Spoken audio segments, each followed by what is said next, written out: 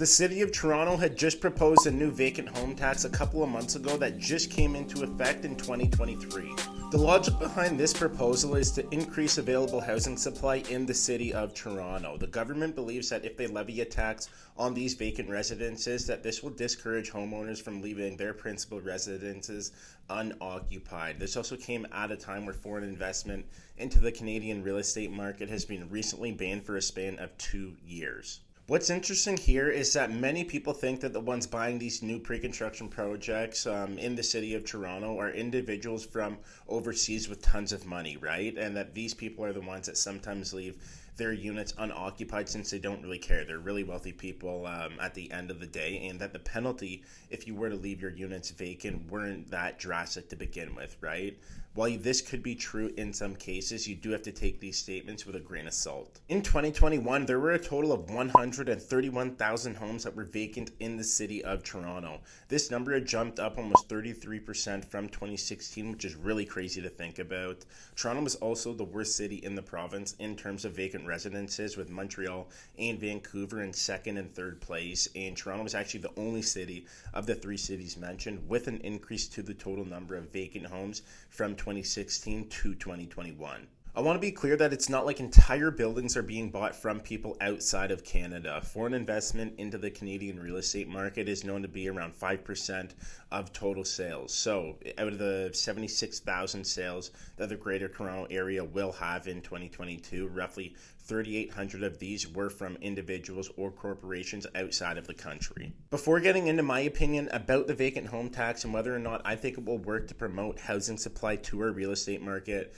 my name is Trey, and I'm asking if you could like and subscribe to the channel if you find value in this type of content. If you'd like to book a time to chat, you can book an education call with me at the first link in the description. Now, here are a couple of key points that you have to know about the Act. Residents owning more than one property must declare their occupancy status of their properties before February 2nd, 2023. All late declarations are subject to a fine of $250. All false declarations could result in a fine of up to $10,000. Properties that are deemed vacant in the city's parameters will be taxed on an additional 1% of the residence's current value assessment. Homeowners with unoccupied residences will be issued a vacant home tax notice in March or April 2023, with all payments being collected no later than May 1st, 2023. So there's a lot to unpack here. I just said a ton of words. First off, I think that this totally makes sense to enact this policy. In terms of rental rates alone and tenants looking to find places, there's literally nothing worse than coming across a place that's been vacant forever, you fall in love with it, and the landlord and the listing agent are being totally unresponsive. It is so annoying. So I do think that this is a good thing for tenants looking to find a place, and I do think that it could help rental prices slightly. Moving on to false declarations that could result into a fine of up to $10,000. This one is really interesting, and it's something that I think will force homeowners of vacant properties to give their head a shake about. $10,000 is a significant amount of money, so I think that this is a big play by the city of Toronto. Again, you're always going to have the wealthy people that aren't really fazed by this number, but for the majority of people here in the city, I do think that it will get them to think twice about leaving their places empty.